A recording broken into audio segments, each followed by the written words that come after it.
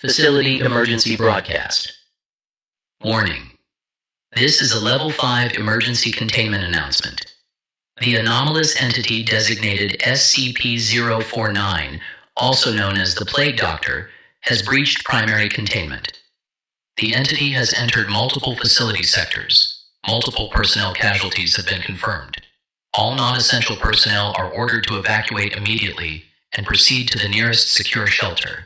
All available security response units and mobile task force personnel are ordered to intercept and re-establish containment. Extreme caution is advised. Do not engage the entity alone. Medical teams are to remain on standby until security declares the affected sectors secure. Facility-wide lockdown is now in effect.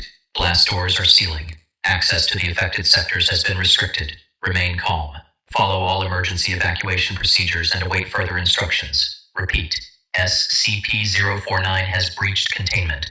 Multiple casualties have been confirmed. Security units are responding. Facility lockdown is active. This is not a drill.